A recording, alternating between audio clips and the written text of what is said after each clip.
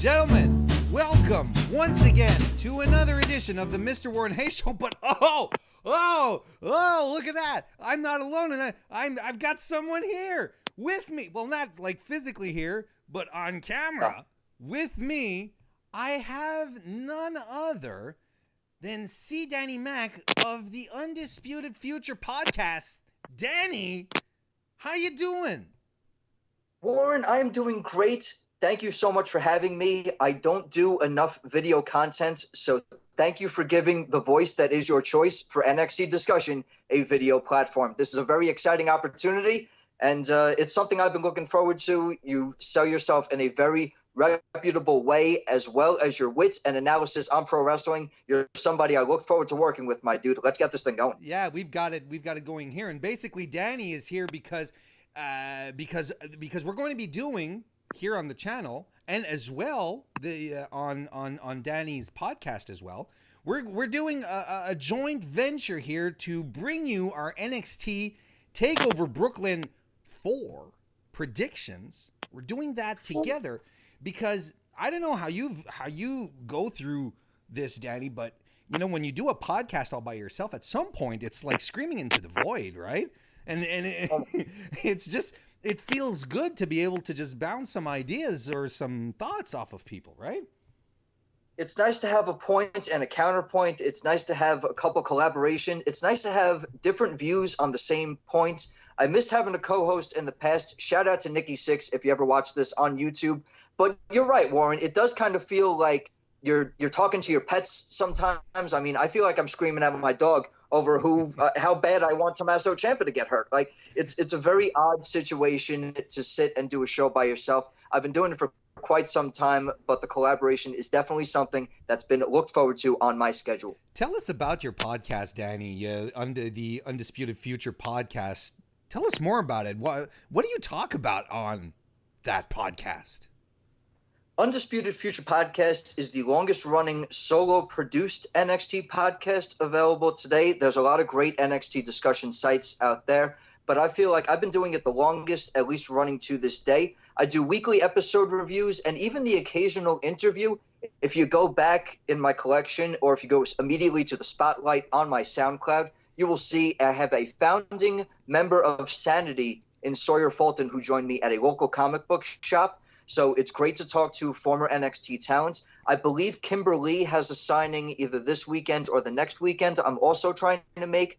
So I like to do weekly reviews. I haven't done much interactions with interviews since my journalism days in college, so I'm always looking to interview superstars as well. But I really like to focus on the NXT brand. NXT is the hottest brand in professional wrestling. It doesn't get enough spotlight. It's only an hour a week. And if you have the WWE Network, I know some people who don't take the 50 or so minutes out to watch that product. So if you want an even more broken down of the most impressive just 1 hour of professional wrestling, you can come to me for all the cliff notes as well as what I deem some funny conversation.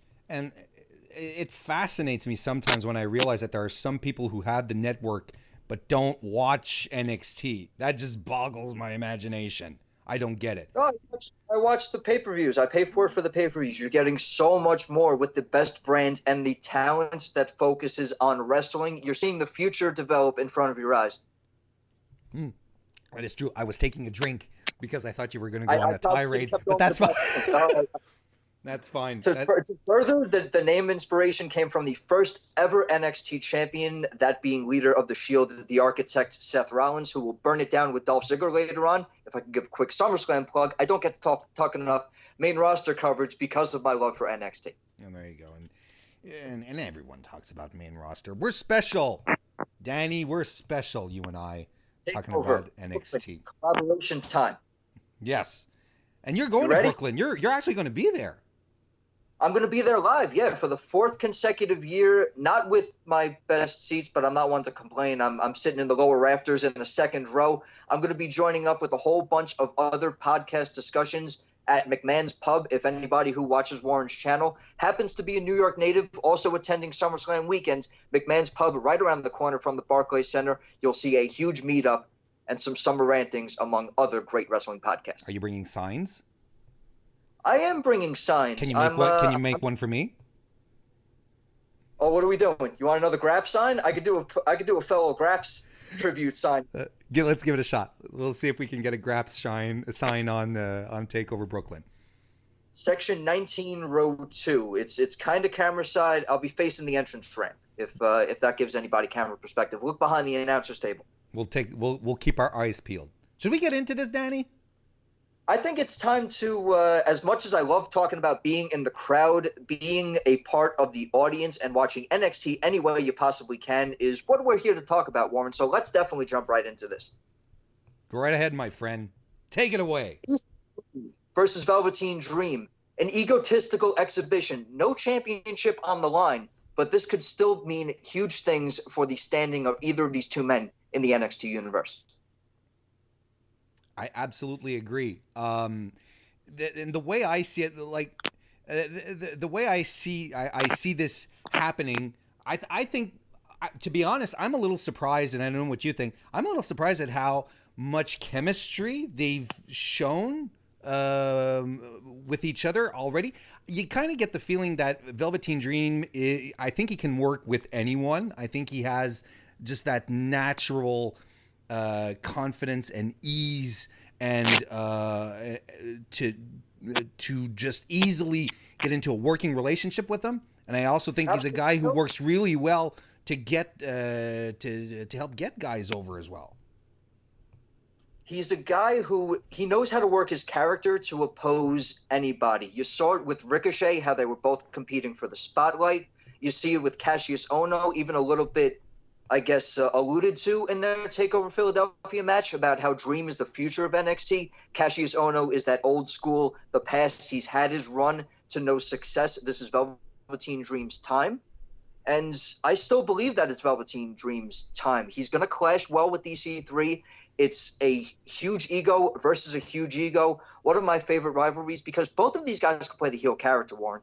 Let's not kid ourselves here. Either one of these guys could be the bad guy in this situation. You got the smug EC3 who's got all the money in the world, and you got Velveteen Dream who's got all that confidence in the world, but being so young and so brash is definitely costing him with interactions with other stars. Either one of these guys work their roles so incredibly well. And in this situation, like, who is the heel here? But most importantly, do we care? Because I don't care. And one of the things that I think that's most interesting about Velveteen's character in this discussion of, is he a heel, is he a face? The base of his character is what's the word? Androgyny, right? You're not quite sure where he's positioning himself sexually, right? So why wouldn't that ambiguousness? Sorry, go ahead. Ambiguous is the perfect way for it. Ambiguous buoyancy. It's all over the spectrum, if I can use that as politically correct as I possibly can. So, well, there you go. So why wouldn't it bleed into heel face alignments then? Why would it have to be necessarily just a heel or a face in his case, where he's straddling? There's your androgyny joke for the day, where he's straddling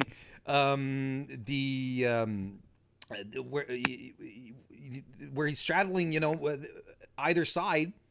It doesn't really matter if he's heel or face. And the reaction that EC3 is getting from the NXT universe, they've adopted him from the minute that he came in.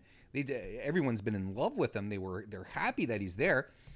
I mean, it's just, you would have to be blind to EC3's past success beyond NXT. You saw the impact that he literally made in Impact. The guy's character work and his mic work, and just how clever and naturally funny and charismatic he is. It's really hard not to keep your eye on EC3. Both of these guys can play either side to this, and it's just a great matchup no matter how you look at it. It's two great characters who can do whatever the hell they please, and they've caught our attention for certain. How long is EC3 going to stay in NXT? Because this guy, he's built for main event. You know what I mean? He's built for main events, and he's built for main roster, but I hate to bring up this comparison, especially how much it hurts me. We said the same thing about the glorious champion in Bobby Roode. Bobby Roode, the glorious one, made for main roster, big-time heel. EC3 has that kind of charisma. He has that drive, and he has that delivery behind "I'm rich and better than you." But I don't want to see it get ruined. I don't want to see it get taken in any different direction. There's a couple things that you got to wonder when it comes to who's getting called up and how long they need NXT. And I get your point, but I also think that I think he has more natural aptitudes than Bobby Roode does. I think he's better on the mic than Bobby Roode. He's much better built as well. Like, he has the McMahon physique, right? Right. I think he's more naturally charismatic than Bobby Roode as well. I don't want honestly, I think the only reason Bobby Roode is struggling so much is because they just didn't leave him be a heel, because that's what he excels at. That's what his natural inclination is. Whereas EC3, I think that whatever chicken stock you decide to give him, he'll make delicious soup out of it, regardless. It leads directly back to that point. It could be it's a huge problem that you can make EC3 a face and he'll work with it. You make Bobby Roode a face and all he can say is the words in his theme song. But that's a whole another episode's worth of content we can have on why Bobby Roode is not working as a former NXT champion. We could talk about all the number one contenders for that NXT championship who aren't finding the success that I thought they would. But let's talk NXT TakeOver 4 prediction. Egos will be clashing, but I think in my hometown scenario, the home ground hero in Velveteen Dream will walk away with the TakeOver win. We saw him lose to Ricochet. I feel like he's due for the spotlight to shine back on the Dream, and I think no matter who walks away with that North American Championship, the winner from this match is going to find placing in that. And I don't want to give away one of my other predictions early, but I could see the Adam Cole rivalry clashing with Velveteen Dream, or we could see history repeat with Velveteen Dream and Ricochet tearing down the house, this time for a championship. I think EC3 needs the win more than Velveteen does, because Velveteen Dream is bulletproof. He could lose 60 matches in a row and people would still gobble him up. He's not about the wins. What's that? You will. Still say his name, if you will. Exactly. Very, very well put. Because everything he does, everything he brings to the ring is the showmanship. It's the charisma. It's the little things that he does in the ring. We don't think of Velveteen as a high flyer or a ground guy who works a good ground game or a brawler. He's Velveteen Dream. It's all the little things that he brings to his match that make him who he is. So in that respect, and the way that he works his character, and like you said, where he knows exactly which itch to scratch, regardless of who his opponent is. I think that Velveteen, I don't think Velveteen needs a win. I think he'll be fine. He's probably he's top 2 most over guys in NXT. I think maybe only Adam Cole has him beat out. Possibly. And I think EC3 picks up the win here. I think EC3 needs a solid win in what should be a fun match, regardless. We had an excellent round of prediction there, but I do want to cover that point that you said. We didn't cover enough of the psychological game that both of these guys had on each other. Think about the pool interaction. EC3 got one over on Velveteen Dream in Velveteen Dream's own setup meeting. EC3 and Velveteen Dream having another meeting inside the ring. Velveteen Dream with sort of a denim sneak attack on EC3, if you will, still coming up short on the other side of these things. So it's all been as much psychological warfare as it has been physicality, and it's going to deliver a fun match indeed. Could not agree with that point anymore. And you're right. The last promo that they had on NXT TV this week was fantastic. I liked it a lot more than the poolside stuff, which I thought was a little dry. Maybe it's because I was expecting something more because it's Velveteen Dream. I thought it was a little dry, and the minute I saw the pool, I was like, okay, someone's falling in the pool. It's like someone's gonna get tossed in. That's how pools and cakes work in the WWE. Someone gets thrown in or a face full of cake. Right. These are unwritten rules. let's move on. Adam Cole defending his defending his North American Championship against Ricochet. Ooh. Dude, this is going to be this has the potential to be very, very special, and it's going to be based a lot on storytelling, I believe. What do you think, CDannyMac? Special is the word for it. Adam Cole vowed to us that he is a special superstar. There's good, there's great, there's what's perceived as the best, and then there's special once-in-the-generation types, and Adam Cole perceives himself as that. Ricochet perceives the leader of the Undisputed Era as a coward, as a man who cannot fight his own battles, as a man who has the numbers game in his advantage at all times, but also that championship around his shoulder. Claiming to hide behind that title, it's a bold claim by Ricochet, but the past experience speaks for Adam Cole in and of itself. A successful title defense against one of NXT's toughest competitors in Oney Lorcan, as well as one of the UK's toughest in the last King of Scotland, Wolfgang. So this whole you have that title and don't defend it angle that Ricochet is attacking him on, I don't agree with, but I do agree with his points about the numbers game. I think that Bobby Fish, Kyle O'Reilly, and Roderick Strong will have their eyes set closely on this matchup, and I think they definitely play a factor. Not certain that it will play towards Adam Cole's victory at the moment, but what is your take on this rivalry? Well, Ricochet, two major claims here that seem to be the antithesis of what these characters represent. No, but I agree with you that Ricochet's thoughts that he doesn't defend the belt. I as well. It rang a little hollow for me. Adam Cole has had his share of defenses. The thing that I'm questioning here, and I'm not quite sure where to position myself, is the idea of the numbers game. Correct me if I'm wrong, because I think you've got a bit of a better memory than I have for certain elements. When Adam Cole fought Aleister Black a few moons ago, if I'm not mistaken, he was led out to the ring by Fish and O'Reilly, but he sent them back, right? Did they interfere in the match later on? Extreme Rules in Philadelphia, everybody was clawing at each other. That was still when I think that's when the real big stuff with Mustache Mountain was picking up. No, that's not what. No, it's before that. It was it was maybe Mustache Mountain was there. Yeah. See, that's it. My memory's failing a bit. Somebody was chasing KOR and Strong out of the area for that Extreme Rules match. You're right. I recall this perfectly. They defended their titles against the Authors of Pain that evening, but I don't believe it was AOP. You're right. I was in the crowd. I was in the Philly crowd too, Warren. I feel like I should absolutely know this, but sometimes the adrenaline rush kicks in and you can't believe the result of a match and everything just kind of whites out.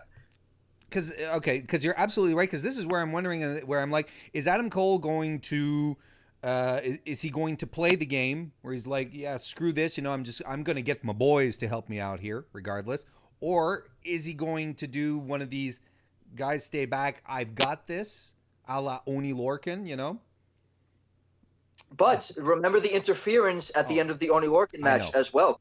KOR feigning his miracle Mr. Miyagi work on Adam Cole's knee, and the last shot was able to get delivered. Well, look, you're convincing me. Look, Adam Cole is going to retain, but he's not going to retain by himself. There you go. Did Lorcan and Birch might have interfered in the Philly? Let's skip over the Philly match. Where does Adam? Let's move forward towards Brooklyn, away from Pennsylvania. Adam Cole in the numbers game. I think it might play a game. I think it might play a factor, but it might not reflect to play a factor as you're going into. Adam Cole might try and send the other guys away. It might be just Johnny Lawrence versus Danielson out there. If you listen to my show before, you know about my Cobra Kai comparison to the Undisputed Era. They have the jock sort of old school personalities just thrown around, and the black and yellow color scheme speaks for itself. And the other reason that makes me pivot towards Adam Cole retaining is I'm not quite sure. Like Ricochet's been injured recently, right? So I'm not quite sure. I don't know how confident, I should say,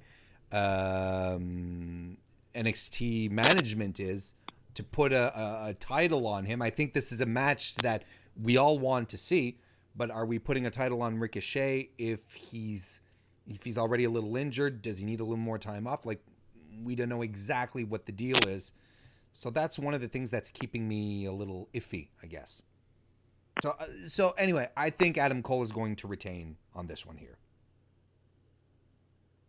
I think Adam Cole is going to retain also, but to your points about Ricochet and the injury prone, I think it was only one shoulder incident thus far. If you could recall something extra, I mean, but that was before Velveteen Dream's match, and he still went out there, and I mean that match speaks for itself. I mentioned the beauty of it earlier in our discussion. I don't think not pulling the trigger on Ricochet, if it doesn't happen, I'm going to be with you here and predict Adam Cole for the aforementioned reasons of the numbers game.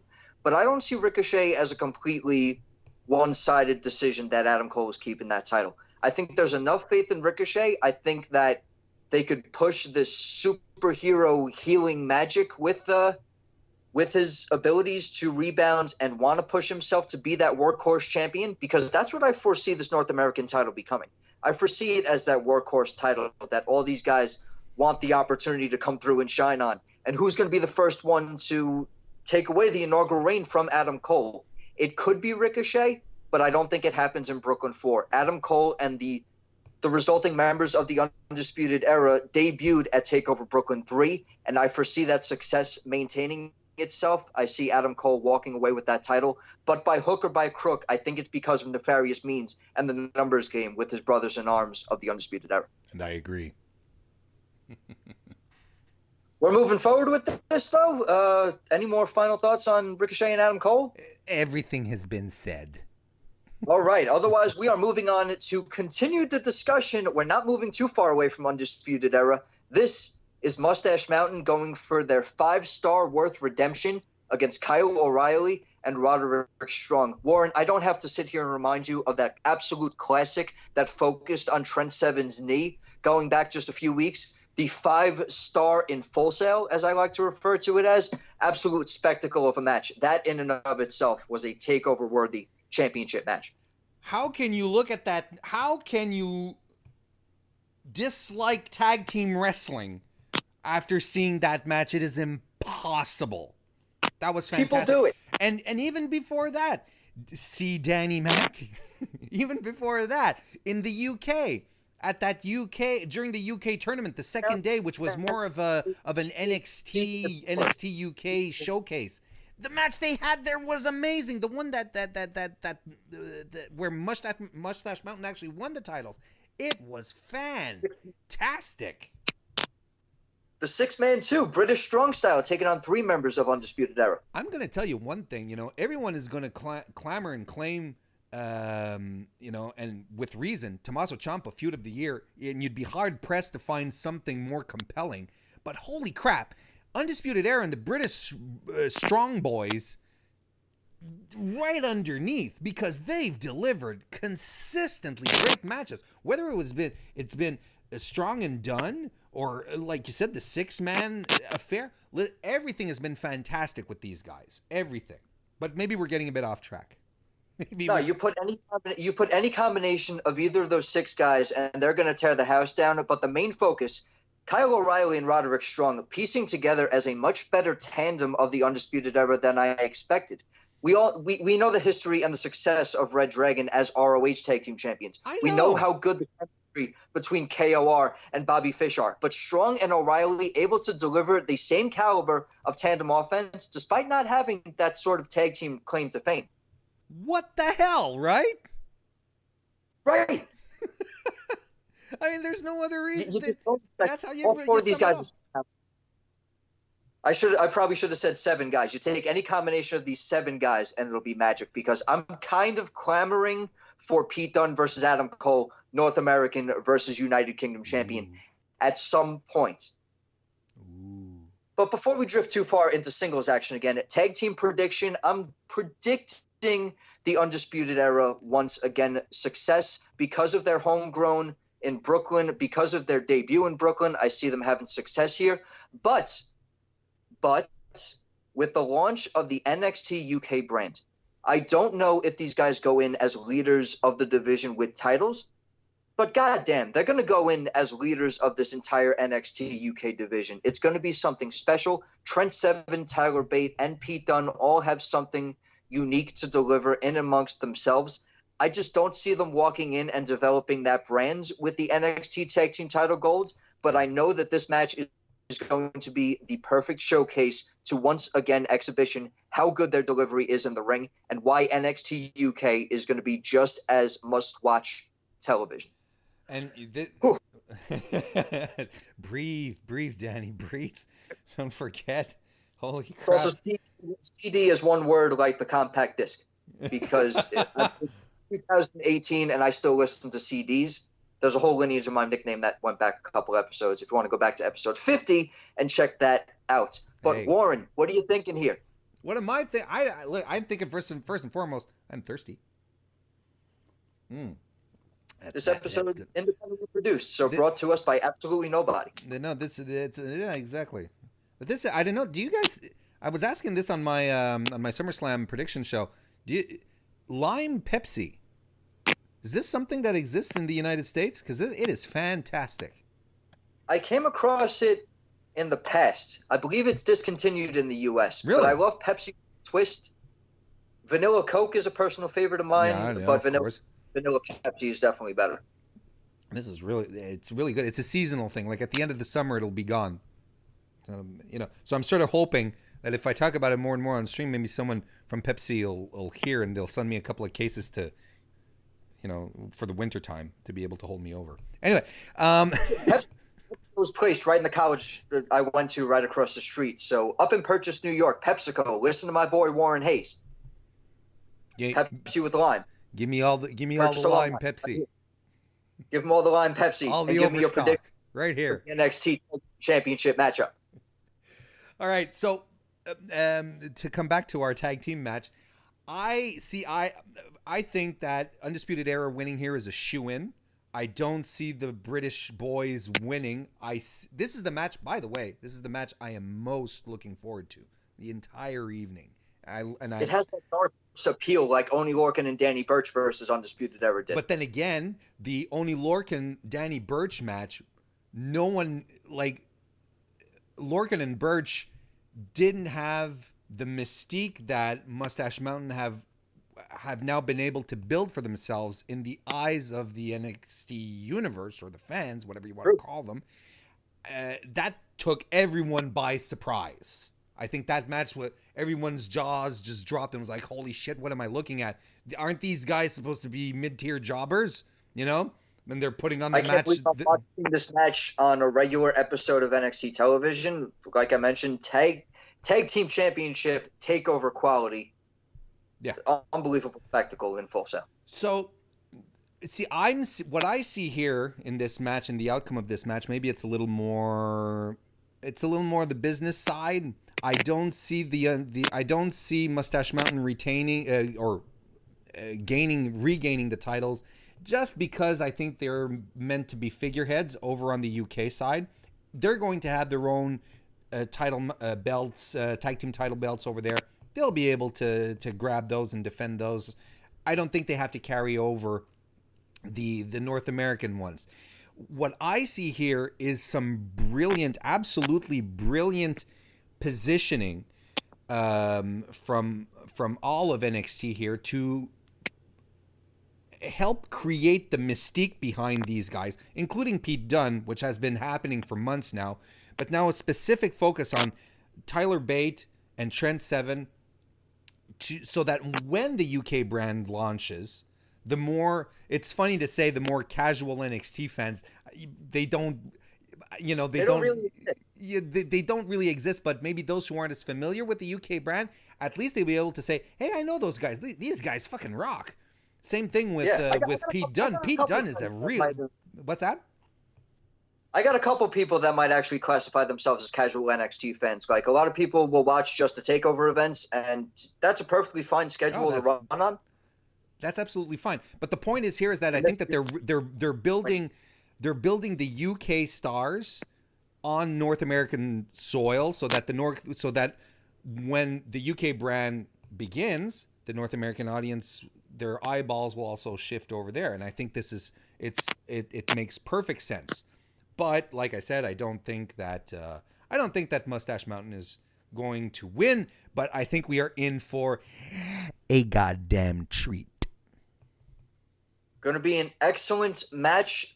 Unfortunately, agreeing with you, nothing against Tyler Bate or Trent Seven, but I don't see them joining the list of NXT Tag Team Championships for the second time. I don't think so either. It's a short list so far with the Revival and Undisputed Era. But I don't see British Strong Style making that list. I don't see Mustache Mountain joining them, but I do predict one hell of a matchup. It's going to be good. It's going to be good. Oh, yeah. Shayna Baszler defending her NXT Women's Championship against the Pirate Princess, Kairi Sane. This is, of course, a rematch from last year's Mae Young Classic. Since then, we have seen Kairi Sane as one of the stalwarts of the women's division. She has been, if nothing, she's been consistent. She's been a charm to watch every time in the ring. Shayna Baszler has improved dramatically since the NYC. She had great foundations during the tournament last year. Now this year, this entire year, her championship reign, she has elevated herself into a level that I don't think anyone was expecting her to get so good so quickly. We can talk about Clash of Styles, but we've seen them go at it before. CDannyMac CDan. What do you think? What do I think? I think punch the bully in the face. Punch the bully in the face. Warren, I am a long-time martial artist. Right before I got on the show with you, I just got done teaching some incredible group of kids. Punch the bully in the face. Stand up for yourself. But otherwise, no, it's Kairi Sane. It's Kairi Sane developing that killer instinct. We've seen these two lock up in the tournament finale, the inaugural Mae Young Classic. Great match. Mm-hmm. You mentioned Shayna Baszler's development, not just as a professional wrestler, adapting the MMA style in her own unique way, but also the character development. If you don't hate Shayna Baszler, or if you love to hate her for all the right reasons, then that's just justifying how far she's come transitioning from sport to sport. And I'm not saying I'm not impressed with it, but I am saying, as a martial artist and somebody who stands up for a healthy self-esteem, punch the bully in the face. Punch her in the face. But find that killer instinct, Kairi. We saw it on NXT this past week. Damn. Did you see the look on Kairi Sane's face this week? But who's the bully? Kairi lifted Aaliyah off of a pit. She broke up a 3 count. Now that's a dick move. That's a bully move. Shayna was calling out the killer instinct of the pirate princess. Not every pirate smiles and carries around the wheel, Warren. Some people, they shove them off boats and blunderbuss them in the guts. And I guess the Kairi insane elbow might hurt almost as much as a blunderbuss does. To be perfectly frank, I'm stretching it out a bit. Maybe I'm exaggerating a little. Talking about who's the bully. We know who the bully is. That's fine. Yeah, I love that segment. Hyperbole is excellent, though. I think it was very well said, especially amongst the finding Killer Kairi. Killer Kairi is out. The Japanese strong player is here to play. That's in her background. We know it's there. And we know it's there. That's it. If you're familiar with her past work, you know it's there. And it was fantastic to see. It was fantastic to see because that most of the NXT universe hadn't necessarily been introduced to Kairi's vicious side. And it was so good because she hit all of her signature offense. She hit the sliding D. She hit the interceptor spear. She did the insane elbow. Tres. Trois fois. The trifecta. And then finished into her new anchor finisher, which looked particularly vicious. Menacing. It was Bray Wyatt-esque. Yes, exactly. So it was so good. I think that all we can really expect from this match is a really good match. I don't know what else to say. I mean, it'll be a good one. It's gonna be the series of 3 rubber match, the inaugural Mae Young Classic Finals. Shayna Baszler does have a victory over the Pirate Princess on NXT television. This is where it all comes down, Warren. There's a whole lot on the line in this matchup too, because at WWE Evolution, the NXT Women's Championship will be up for grabs. One of the 2 finalists from the first ever Mae Young Classic Championship fighting for the NXT Women's title is big enough, but the winner and representative from this goes on to the first ever WWE All Women's Pay-Per-View. It's a hell of a narrative. That's huge. It's a hell of a narrative. Who you got? Who do I got? I think the winds of change in the sales of NXT are going to flow. I'm going to go with the Pirate Princess on this one. I think that at least one of the NXT Championship matches is going to have a happy ending, and I think Kairi Sane is going to she's going to find her victory here. I got Shayna. I think Shayna goes into Evolution as the champ. Disagree. Let's do it. I think Shayna goes into Evolution as the champ. I think it makes perfect sense. And will it be a rematch? Will Candice be ready? That's what I'm interested in seeing after this. What will be the succession of this match? But for Shayna to come in and imagine I have a tendency to think in WWE narrative, right? So right. You hit the nail on the head. Just to have, like, on one hand at the Evolution pay-per-view, you're going to have the finals of the Mae Young Classic. You're going to inevitably have one of the 2 inaugural Mae Young Classic women, one of the 2 finalists, be there as champion. That's a hell of a narrative in and about itself. But imagine Shayna Baszler, former MMA woman, coming in as champion, and Rousey coming in as champion, which is something I'm expecting. But we're talking main. But I think that could also be part of the narrative. And are they going to start pushing forward this idea that they've been, talking about for, it feels like eons now, for the 4 women, the 4 horsewomen of MMA versus the 4 women of WWE? I don't know. But I think these are narratives that WWE is very keen on. That's what I'm thinking. We could spell out women's wrestling and the development of it right now. It's so huge right now. With the announcement of Evolution, the upcoming Mae Young Classic Finals, you nailed all that right on the head. It's exciting times. But I could see, I like to think in the future also, I could see it going either direction with these women. Rousey and Baszler both walking in with championship gold would be excellent. I could see it happening. But also a new opportunity for perhaps who I think is the fastest rising heel in the NXT women's division right now.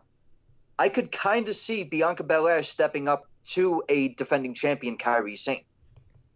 I could see that playing out as well. They both have big personalities in the Pirate Princess and the EST. It's kind of a clash of egos there as well.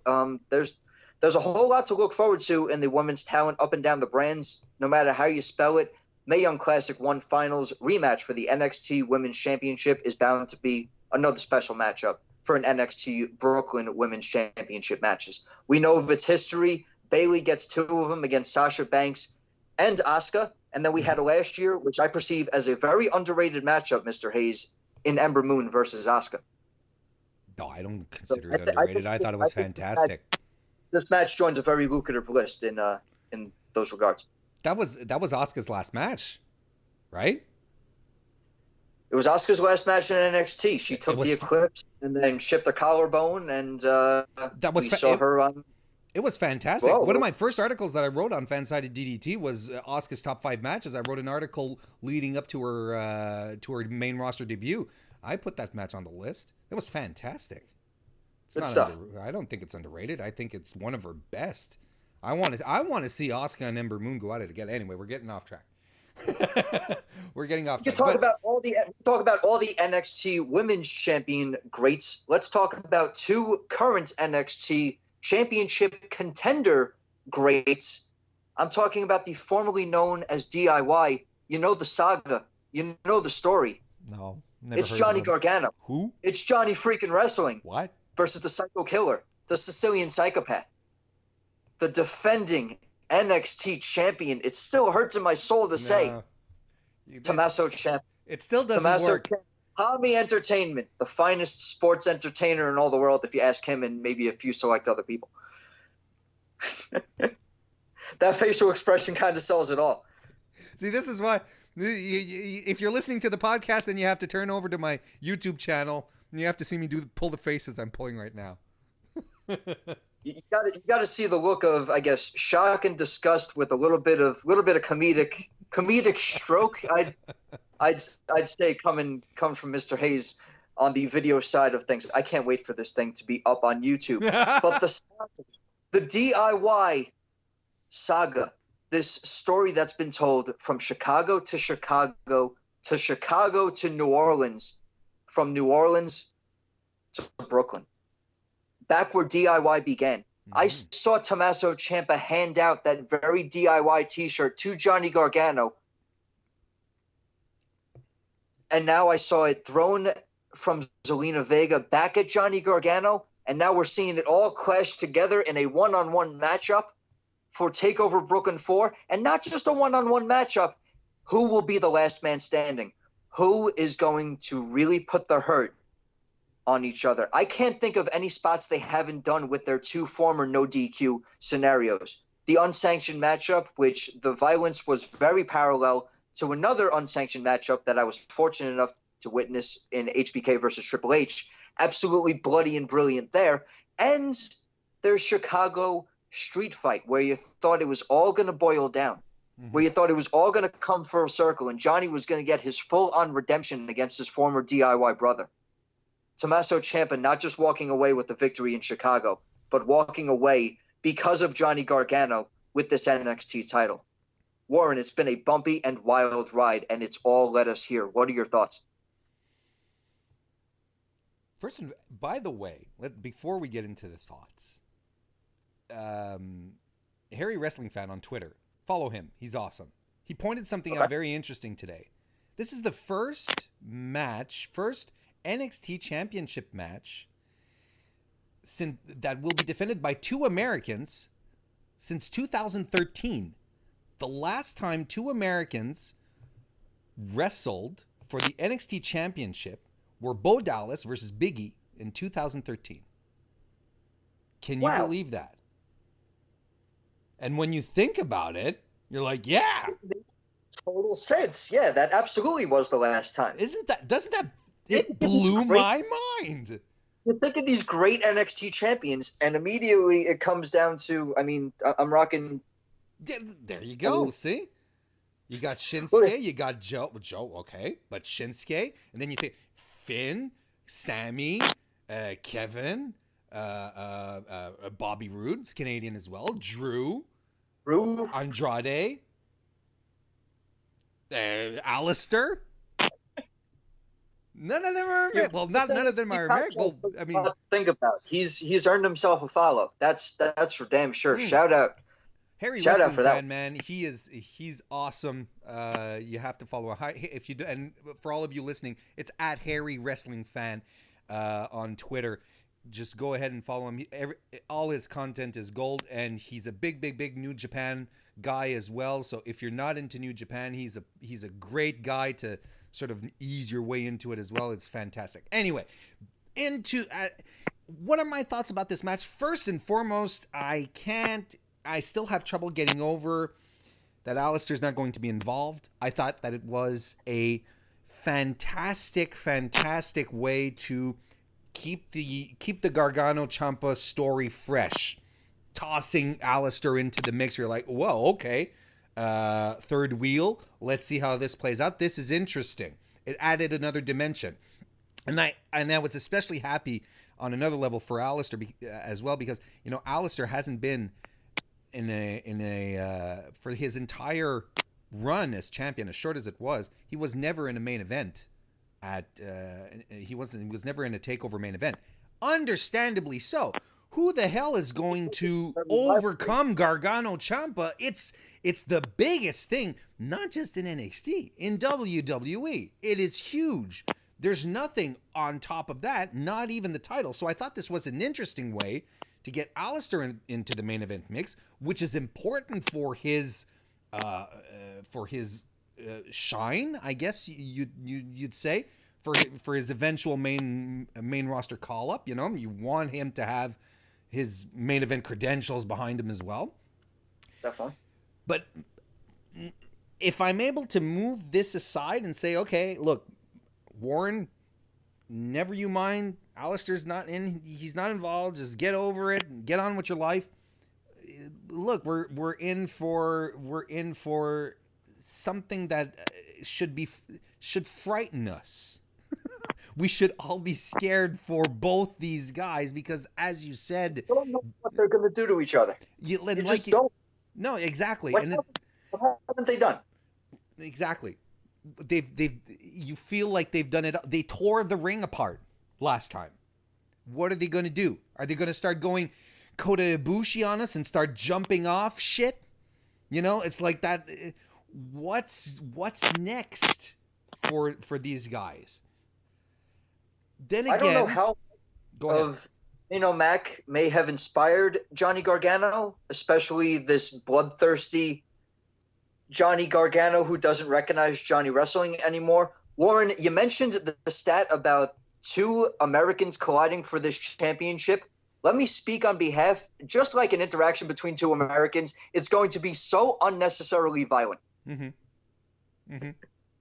There's going to be no control laws on whatever these guys are going to do to each other with whatever weapons available in the Barclays Center. I don't know what am I traveling to before this match to spite each other with, but it's going to be something. It's going to be, my favorite word for a takeover is a spectacle, and this match in and of itself can steal an entire weekend. I'm sad just as much as you are about the Aleister Black situation. Great point. Another catalyst to throw in there. I was looking at it, and I was really looking forward to throwing this plug in on this very show. You had the chaotic good in Johnny Gargano. You had this chaotic evil in Tommaso Ciampa. We have the chaotic, unpredictable neutrality in what Aleister Black is thinking. This man is not truly good. This man is not truly evil. He's dealing with what was perceived as two ultimate extremes on either side of him. It was such a beautifully told story. Aleister Black fighting for that championship one more time before presumably getting called up to a SummerSlam post-show. I'm hoping to see him on Raw because I do want to see Aleister Black versus Drew McIntyre at some point. Mm-hmm. Might just be my own selfish little claim here, but he's going to be able to hang no matter where he was. He already has his main roster experience. I'm not sure if you knew this, but he's had a couple matches to pencil on the Kurt Hawkins losing streak on shows as main event and superstars. Really? Aleister Black? Yeah, Aleister Black has defeated Kurt Hawkins in main roster action before. He's on that. That's hilarious. That losing streaks. So yeah, just a little fun fact. They've definitely been prepping Aleister Black for the big time for quite some time. Oh, for sure. I'm just terrified. I'm terrified. I don't even see it. Like, I don't get joy out of my NXT guys and gals heading up anymore. I sit there with bated breath. I hold and just wonder, my default, and it sucks, but my default, because I consider myself an overall positive guy, and I like to talk about positive things over any depressing there's enough negativity podcasts out there. Yeah, exactly. We could sit here. We could do our own wrapping all the products of what could have been with NXT superstars. But this is why I talk about the NXT currents. This is why I review NXT. This is why I talk about the present and have high hopes for their Undisputed Futures. But this brand is where it is. This brand is where the good storyline is going to be. This is where they're going to shine. This is as far and as elevated as the Tommaso Ciampa and Johnny Gargano rivalry is going to get. And it kind of hurts both of us to say that. I'm not sure what the end results may be. Do they go another saga? If I could predict that, then I would say Tommaso Ciampa walks out with the championship in Brooklyn. All of my negativity, all of my sick-to-the-stomach thoughts that this prediction could have given me, if I could see them going another match, and I definitely could, I think Tommaso Ciampa walks out with the title, but I want this on the record. I want this wholeheartedly. Johnny Gargano becoming NXT champion right in front of my eyes would be one of the most mark-out moments for me as a fan. I mentioned it on the show, but I'm not sure if I mentioned it to you. But Revival versus Johnny Gargano and Tommaso Ciampa for those NXT tag team titles, the moments where Johnny was locked in that knee bar, it made me say, who can I talk about this match with? We need an NXT podcast out there. I need more fans to discuss this amazing wrestling with. And that was really its advent, man. Sitting there in the Barclays Center, watching Johnny Gargano and DIY go against the Revival, it changed my life. So getting the opportunity to see these two guys go head-to-head in the first ever last man standing match for the NXT title, unbelievable. I'm happy with whoever wins. I could see it going either way. But my head is with Tommaso Ciampa, but my heart is with the rebel heart of Johnny Gargano. Well, you see, this is sort of become my line, you know. I go with my heart, but I book with my brain. That's kind of what I've been saying recently, and I'm in the exact same position. I really wish Johnny Gargano would come out victorious here, walk away NXT champion. I think it's more than deserved. I think I think it's something that should be on his resume. But man, I have to go with my brain, and Tommaso Ciampa's reign as champion is way too delicious to just end so soon. You just can't. You just really, really can't. There are too many possibilities. There's too much fantastic stuff. And let's be honest, he is... Look, I hate doing these kind of pitches, these kind of calls. But if he loses, if Ciampa loses on Saturday, I think he shows up on Raw on Monday. What are you going to keep Tommaso Ciampa in NXT after? I think he goes up and he says, "I was done with that place, bunch of juniors. It's time for Tommy. Tommy Sports Entertainment." Tommy Sports Entertainment to come and shine among us. It's time for me to come shine on the main stage where I belong with the other great sports entertainers. Because what do you do with Ciampa after? Like, I don't even know what kind of legs their feud has. But here's the thing, and this is important, and I'm going to talk about one thing, and I'm going to segue back into one. Look at what NXT Creative did with the shattering news of Aleister Black's injury. They flipped it around and they kayfabed it, created a whodunit storyline, which is supposed to lead into Aleister Black's return from injury. That, my friend, if you pardon my French, is taking motherfucking lemons and making motherfucking lemonade out of it. Right.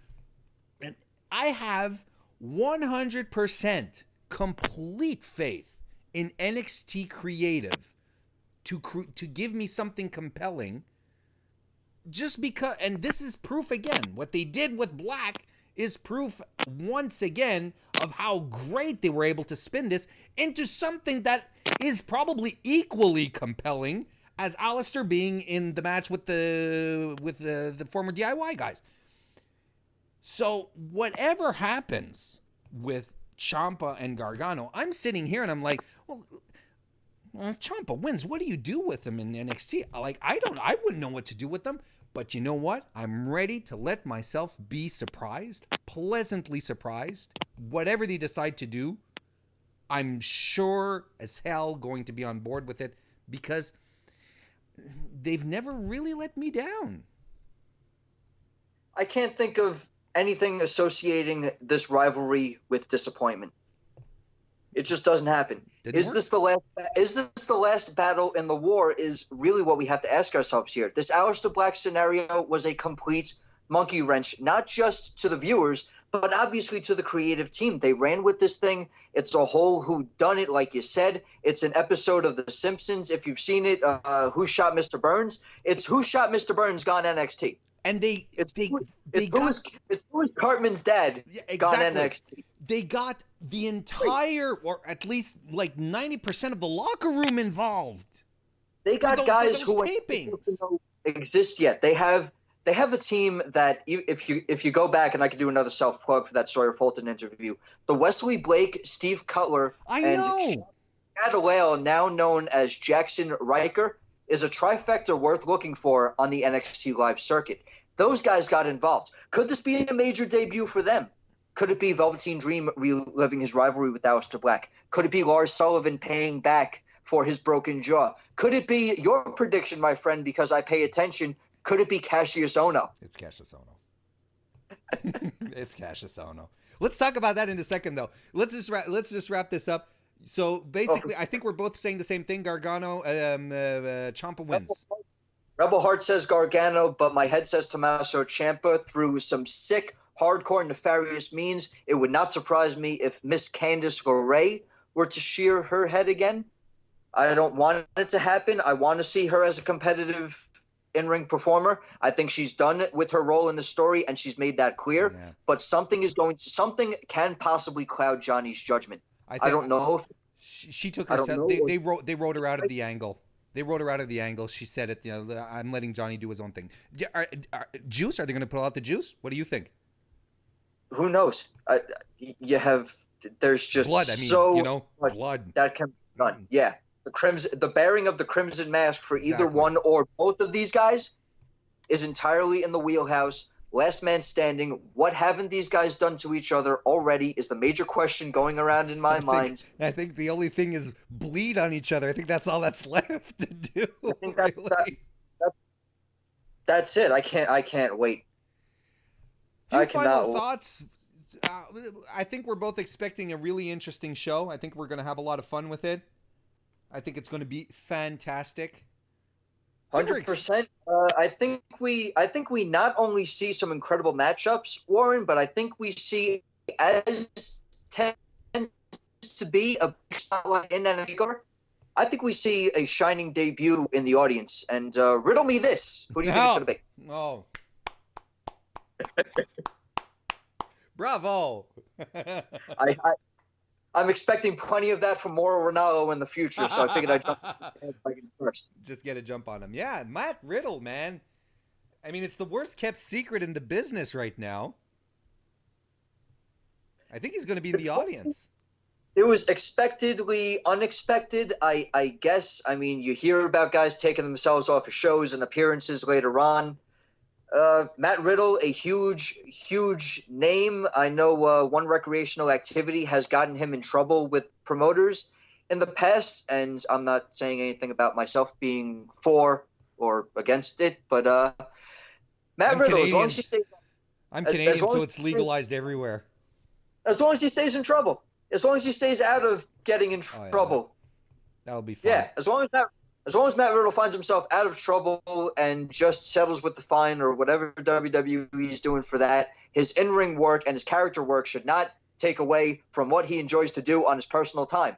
Matt Riddle can be a huge name in this company if nothing else affects him. He should not just be a poached trophy from the independent scene that WWE just signs so he isn't anywhere else. I can see big things from Matt Riddle. I really hope they go in the direction I foresee them. But there's one thing we do have to kind of keep in mind is that WWE is going out and signing game changers. They are looking to sign wrestlers who could potentially tip the scales in the favor of other promotions. We've been told that Kenny Omega and the Young Bucks are priorities. Doesn't mean they're going to sign them, but they're priorities. I think Matt Riddle falls in this category as well. And we're going to, there's rumors that Pentagon Jr. in Phoenix, they're erasing some dates from October that they had. Their status with Impact is uncertain. You might actually see I didn't bring them up.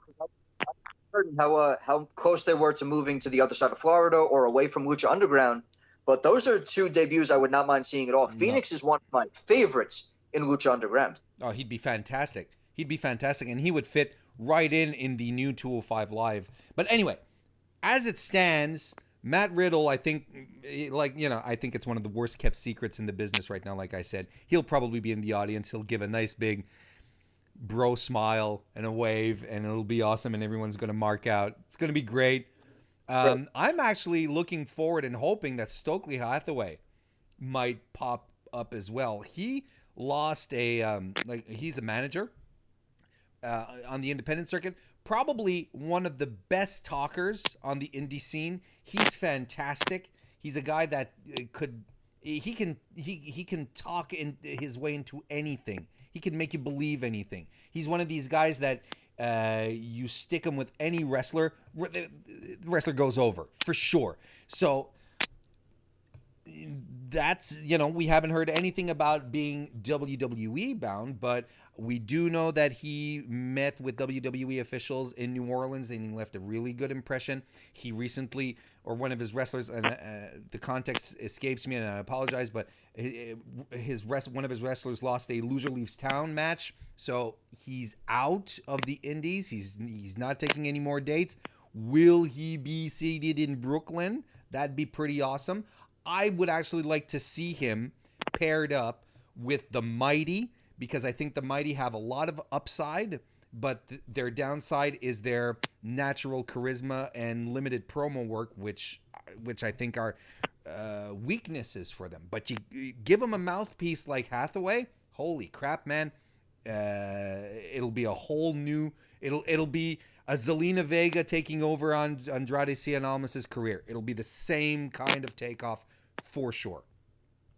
Stokely Hathaway, I know one of his big plugs is managing a dream team, so him as a tag team manager would not be too far off. I could definitely see him being a mouthpiece for the Mighty. If I could just go on a quick thought about the Mighty, I could see them having a similar parallel to the Blake and Murphy factor in another Mae Young Classic competitor of Rhea Ripley. I think Rhea Ripley's adapting a new heel personality. I could see her coming in and being an X factor and just kind of changing the way people perceive the Mighty at the moment. But Stokely Hathaway, definitely a talent to watch. Not enough managerial talents on NXT television, in my humble opinion, especially with whatever they did to the legendary Paul Ellering, but I'm definitely going to drift away from that subject before I get angry. Matt Riddle, Stokely Hathaway, who I don't know if there's anybody else worth seeing, but Matt Riddle has definitely got the hype train, and he's conducting it right now. Vince McMahon hates managers.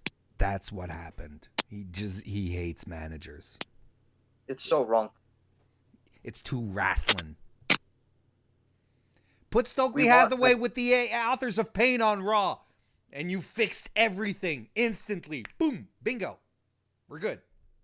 Anyway, we're gonna try and wrap this up. I don't know. We're going a little. What's that? We could talk NXT alumni too. They were deemed as Paul Ellering's weapons of destruction, and now they're just Albanian guys in body armor. But let's drift away from the negative on the main roster. No.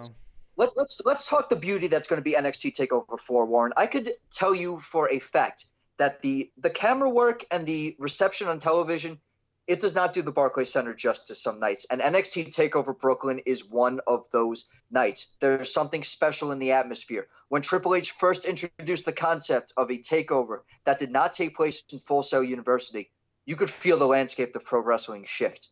And you take what NXT used to be in the game show scenario and you change it into this professional wrestling evolution, no pun intended, from what we were past talking about with Shayna and Kyrie. But this whole change that is NXT and being able to witness it as often as I can, it's an absolute privilege for me as a fan. And getting to discuss it with you is definitely a high point in this week. What a great time. I can't wait to hear your exclusive thoughts post-show. And it's just been really fun work with you, pal. It was a lot of fun, and I'm glad you decided to accept the invitation and do this. This was a lot of fun. It's not easy to do a solo podcast. No, it's not. Danny, remind us one last time, where the hell can we find you on social media and the internets?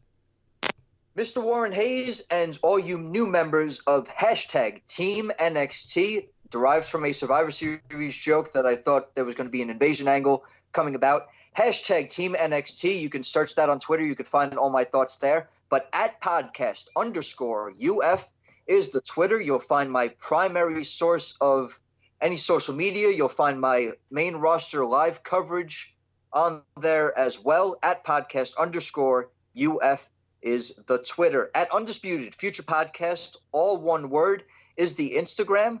And you'll find pictures of live events I've been to. You'll see pictures of my dog, which everybody seems to enjoy. So check out the pictures on the Instagram as well. Find me on all your favorite podcasting platforms, though. Here's the important stuff. My RSS feed is hosted on SoundCloud, so that's the form I end up plugging the most. But I'm also on iTunes. I'm on Google Play. I'm on Stitcher. I'm on Castbox.fm. I didn't know I was on Castbox.fm until you brought it up to me, my friend.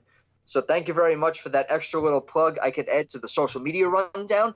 I'm on all those third-party sites that might derive things from iTunes and SoundCloud and Google Play and all that good stuff there. But use the hashtag Team NXT to find your primary source. Check out the Teespring campaigns for any Team NXT UFP merchandise. 10% of my proceeds always go to St. Jude's Children's Research Hospital as well. So it's always a good cause attached with a shirt. But Warren, where can my listeners find you? We know you're on the YouTubes. You know you're putting out some of the great video content like your Becky Lynch and Charlotte rivalry breakdown, which was excellent. You could find Raw and SmackDown reviews. What is the URL? What's all this information we need? No, I live a private life. I sort of keep to myself. It's me, and my imaginary family. I talk about, my fiance, but she doesn't really exist. She's a broom. Moppy! That's where Moppy's been. That's where Moppy is. You can find me. You can find me, folks, who are watching this right now on the YouTube. You already know where to find me. To all of Danny's listeners, you find me at tinyurl.com/Mr. That's MR. Mr. Warren Hayes. That's my YouTube channel, my personal YouTube channel where I put all the stuff that I make, including this video here. You should go check it out so that you can see the incredible faces that I pull and the unique drawing of Danny that I made as he was plugging his stuff right here on my whiteboard. I'm a talent. You can also find me on Twitter at Mr. Warren Hayes. I also do lots of stuff over on Fightful.com, FightfulSelect.com, Fightful's subscription service. If you join up for the subscription service, you get to listen to my weekly 205 Live NXT podcast. I do it every week right live. I do it live for subscribers right after NXT. I also do monthly retro reviews with managing editor Sean Ross Sapp. Those are always fun. We've got one lined up for SummerSlam 1992, so I'm really looking forward to see how that one turned out. It was a lot of fun to do. And man, I am just crazy busy. So if you want to keep up with everything that has to do with me, just find me on Twitter, Mr. Warren Hayes. That's how it works. That's Warren like Buffett and Hayes like Michael. It's been a pleasure, my friend. We have to do this again soon. Maybe not just takeover events. Maybe one week we'll just kind of post NXT, shoot the shit, see what happens. There's the name of the show. Post NXT, shoot the shit. And that's it. Let's brand it. Let's put a trademark on that. Guys, Danny, it was a pleasure. Thank you so much. And to everyone listening here on YouTube and on SoundCloud or wherever you listen to Undisputed Future, thank you very much for tuning in, and we will see you next time. Have a great weekend.